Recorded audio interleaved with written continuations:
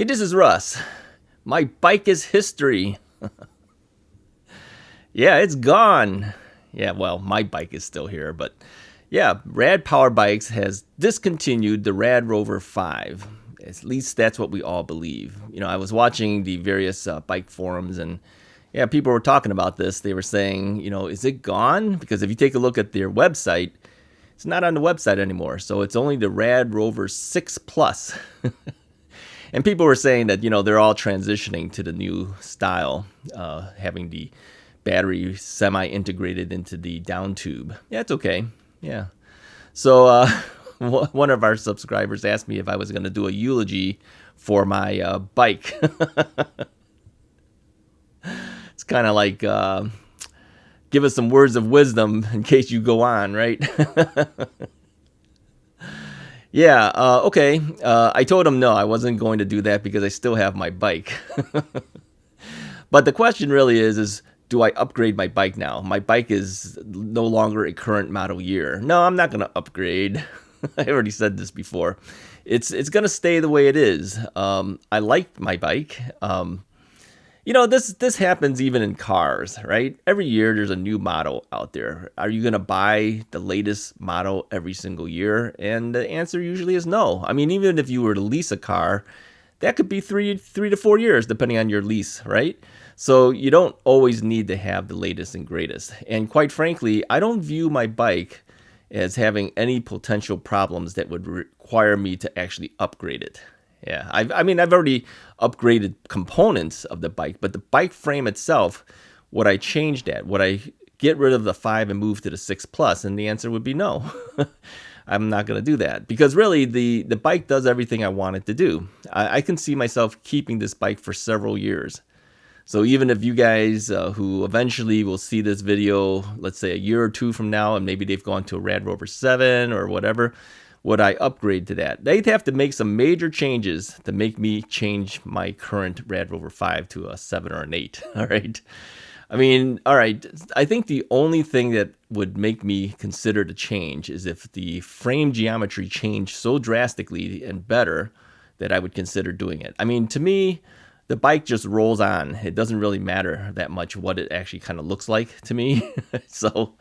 But as far as the components are concerned, if the derailleurs are better, if the motor was stronger, if the battery was longer in terms of distance, where you have more range, and it was integrated in a sense that you could swap it out easily with third-party batteries, I would consider that. But I don't see any of these manufacturers doing something like that. I think the closest thing for a third-party switch out would be the triangle type batteries, like what I have now. All right. And the geometry would have to be such that it would allow those batteries to fit in there, all right? Because I already have currently 2 of these triangle batteries. I wouldn't get something that would not allow that to fit, right? I mean, it would be kind of cool if the down tube integrated battery was such that it was in there, but still allowed a triangle battery to be inside there. Now that I might consider doing. Because the current batteries I have now, I have one in the triangle, and as you know, I have another triangle battery sitting on the rear rack. But think about this.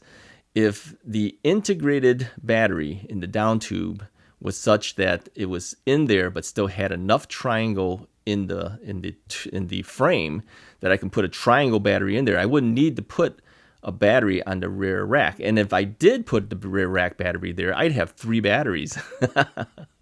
Now that would be nice. I could go almost anywhere I wanted to go. I mean, I'd be able to go so far that I'd be too tired to even want to go that far. Right now, I think I can do, I've done 64 miles. We know that. When I've gone to the Botanic Gardens from where I live all the way to the what do they call that? The North something trail, North Branch Trail. And then that brought me to the Botanic Gardens and then back home. It was at least 64 miles. And I still had battery range between the 2 batteries, right? But if I had 3 batteries, think about that. I would probably be able to do well over 100 and something miles if I had that ability. Now that would make me change the bike. But short of something like that, I wouldn't consider it.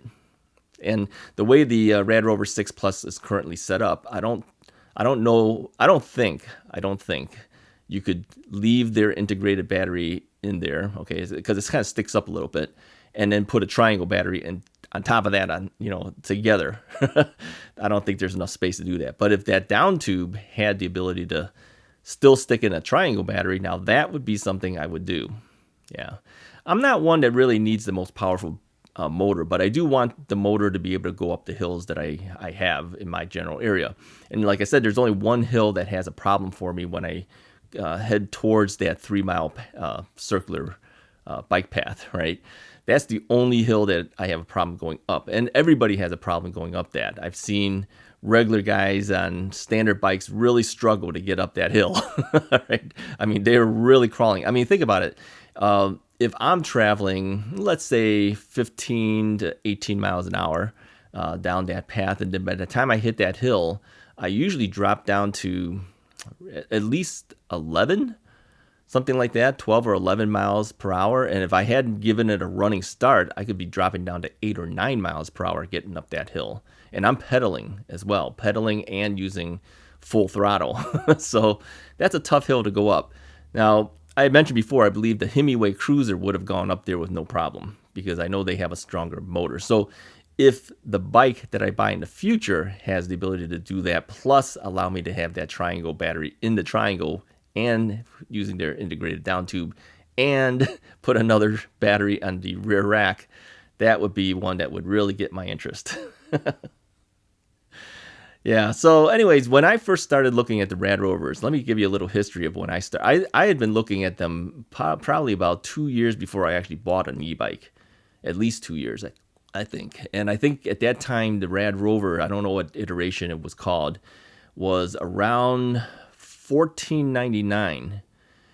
It may have even been $12.99. I don't know what the history of the price increases have been, but I remember seeing at least this thing was at one time $14.99, and I think it went up to $15.99. Then it became, what was it, $16.99? That's what I bought it for. And then now the Rad Rover 6 Plus is $19.99. So this bike has gone up in price. Has it been that much improved to warrant that price increase? Yeah, little by little, they've added things to it. So it's getting out of control. I mean, it is getting higher and higher, and I think it's going to be tougher for people to buy into these bikes unless they buy the lower models. And of course, those are not, usually as good. Like if you bought the Rad Mission, which is their entry bike, it's a good bike, but if you want some of the fancier components and things like that, it's not going to be on a Rad Mission, right? So if you want all that stuff, you're going to have to move slowly up the line to get it. And at this point, they don't have a bike to replace the price range of what I bought it at. I bought it $16.99. They don't have anything in the Rover range that fits that. So you have to pay $19.99 if you want some type of Rad Rover now. So it's going up, yeah. Let's just hope that the government gives that rebate money that they've been talking about for so long. I don't see it coming anywhere. But if they do that, then of course you get a little bit of relief. You might be able to buy a bike like that and get it a little bit cheaper. But yeah, they've been talking about that for a while. I don't know where that is. I don't know if they've made any decisions on whether they're going to give people who buy a e-bike some type of rebate money from the government. That would be nice. It doesn't help me any because I've bought mine a while ago, right? But anyways, so yeah, my bike is history. It's not coming back. I had thought that it would stay. I really thought they would keep it in the line because they would fit a price point that they kind of miss for those people who don't want to spend $2,000 for a Rad Rover. But yeah, all companies move forward, right? So they've dropped my model. It's okay, not a big deal. I've modified my bike. My bike actually isn't like a Rad Rover 5 anymore because of the battery changes and yeah. Have you guys made modifications to your bike? What have you done? Put a comment below. Tell me what you've done to change your bike if you've changed it at all. What is the first thing that you buy? I think most things people would buy would be a rear view mirror. That would be probably, or okay, maybe the cell phone holder. That's probably the most popular thing. Yeah.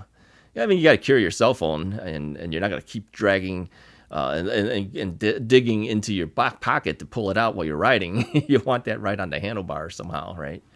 So yeah, tell me what things you've done to your bike. What have you added to it? What things would you like change to your bike?